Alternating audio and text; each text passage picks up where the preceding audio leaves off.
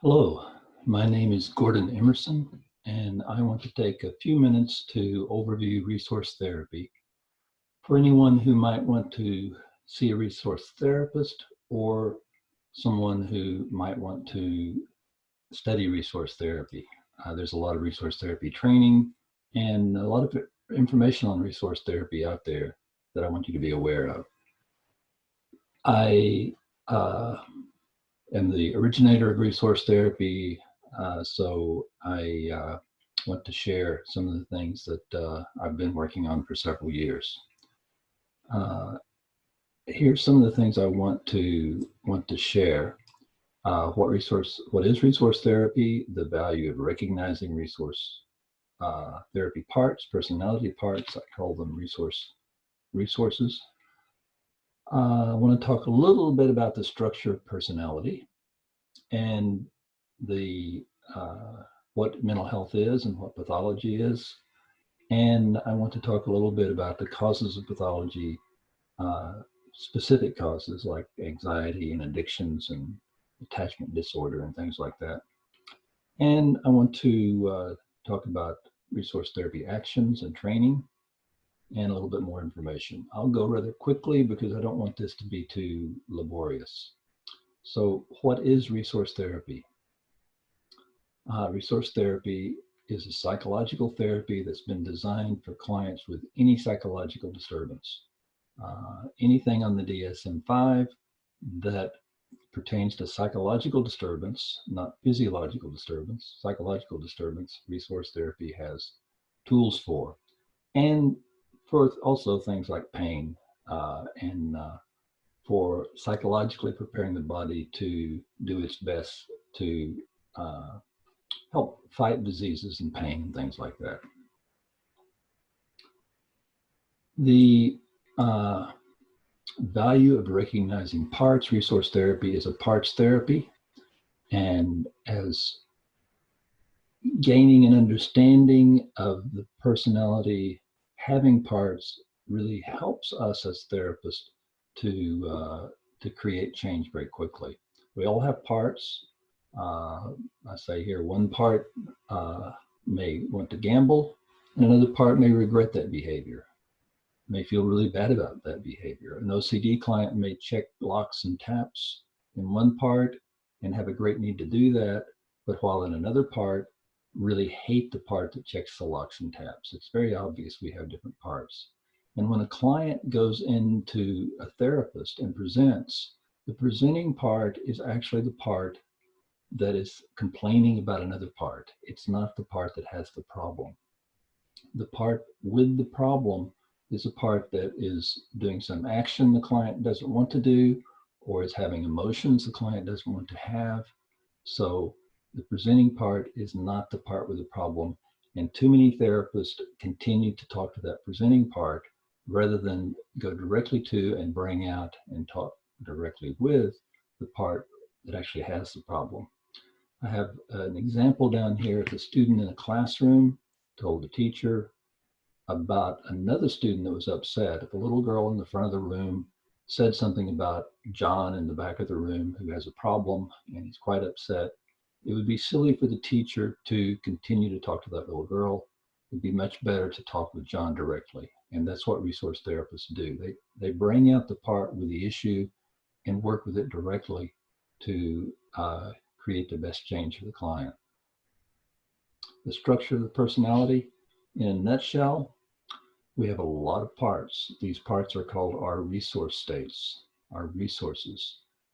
And they're physiological. I say they're physiological because we create them with brain growth while we're young.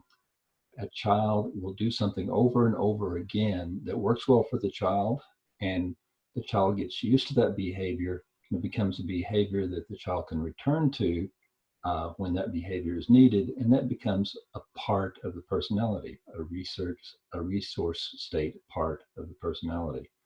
But an interesting thing about resource states is that only one can hold the conscious at any one time. This boat over here is a symbol of the conscious, and only one resource part can be in that boat at any time. And we've got lots of parts. So several of our resource parts can be surface, what I call surface parts. Surface states are observing and advising. So while we have a part in the conscious, like we're driving a car, we might have another part saying to that part, don't forget to pick up bread on the way home. Or you might speed up a little bit and get there quicker, and another part might say, don't do that, you could get a ticket, remember the bank account, different things like that. We have different parts that are sometimes at the surface that advise and observe the conscious part, and these are parts that will have a memory of whatever happened with the conscious part. The conscious part will hold the biggest feelings about what happened, but the surface parts will have a memory of what happened. While there's underlying parts over here, underlying parts of the personality are dissociated from what's happening in the conscious, and they are the subconscious. And occasionally an underlying part will move directly from its underlying position straight into the conscious position. And if that happens, the person will have no memory of what was just occurring. The person will maybe not remember the last 10 Ks down the road when they were driving, or not remember the last 2 paragraphs they just read, because the underlying part that has assumed the conscious wasn't paying any attention. If a surface part moved into the conscious, it would have a memory. But when an underlying part moves into the conscious, there is no memory. And in multiple personality disorder, DID, dissociative identity disorder, there's a lot of underlying parts, and they can be, almost all the parts can be underlying. And when one of those move into the conscious, there is no other part with a memory of what happened before. There's a lot of variance in different types of DID, but resource therapy theory works very well with working with DIDs and understanding what's happening with those personality parts. They're called alters. So an introject down here is another key point of resource therapy. An introject is an internalized impression. That can be an internalized impression about a person. It can be an internalized impression about the mountain, a river, fire, a dog. It can be an internalized impression about anyone. Each resource state has its own internalized impressions. A child resource state may have an internalized impression that dad was a bit disciplinarian, and almost that child might have been a little bit afraid of dad, while an adult resource state might see dad as very helpful and very soft. And so different resource states will have different ideas, internalized impressions about the same people at different times. And it's these internalized impressions, these introjects, that a resource state can feel rejected by, they can feel afraid of, they can carry that feeling of rejection or feeling of fear into the future. If those introjects that the resource state is holding isn't revisited, so the resource state can become free and get a sense of feeling accepted and safe. Sorry about that. That hypnosis is when there are very few surface states. Anytime there's so much focus in the conscious state where most of these surface states become underlying, that's a state of hypnosis. That can happen spontaneously or can happen through hypnotherapy. But and it sometimes happens when like a gambling state will take over and sort of push the other surface states that they would say you shouldn't be doing this under the surface. Then it's actually a state of hypnosis that's occurring. So we learned this in learning about resource therapy, and it's the personality is dynamic. It's fascinating. It's very interesting. Mental health and pathology. Each of our resource states may be healthy or they may be pathological. Healthy states are called normal.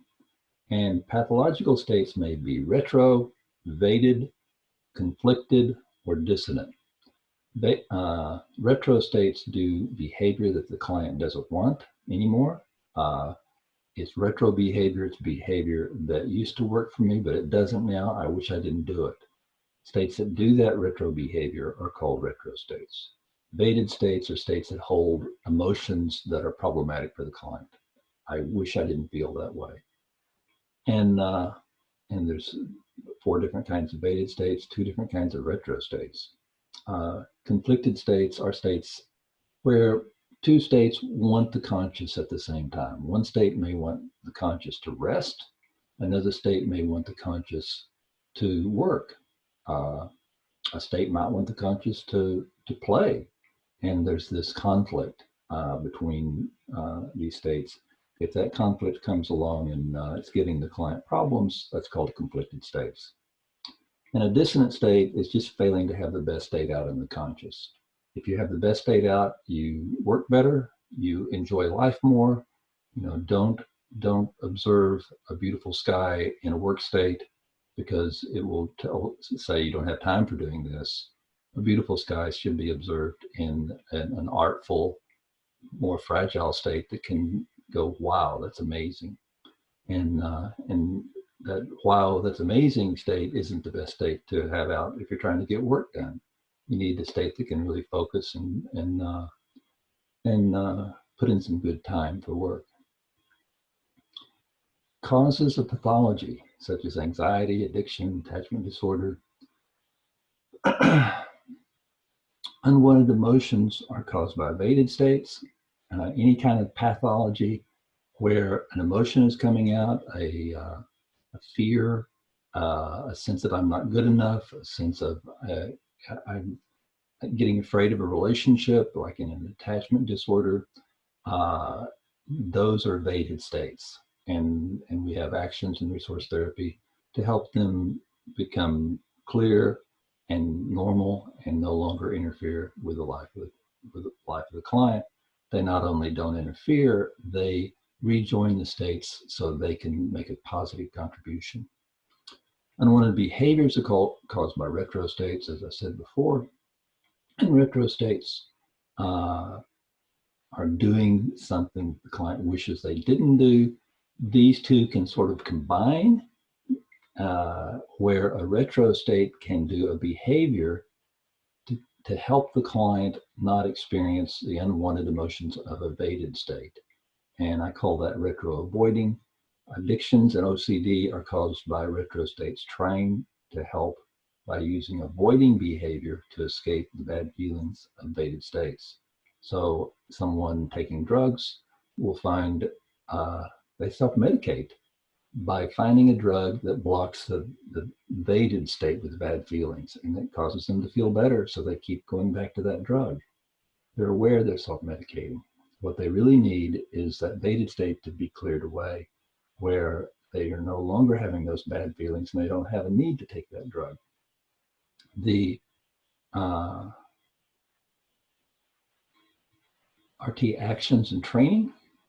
Resource therapists diagnose a pathological state into a pathological classification. There's 8 pathological classifications in resource therapy diagnosis. In DSM-5 diagnosis, the client is diagnosed into a category. In resource therapy diagnosis, a state is diagnosed into a category. So you might have different pathological resource states in different categories, but as soon as a resource therapist diagnoses a state, there's a set of actions, a set of techniques to help move that state from a pathological condition to a normal condition. So resource therapists follow a prescribed set of RT actions to help move those states to normal conditions. The therapy is finished when the client no longer reports unwanted behaviors. It's very, very clear and a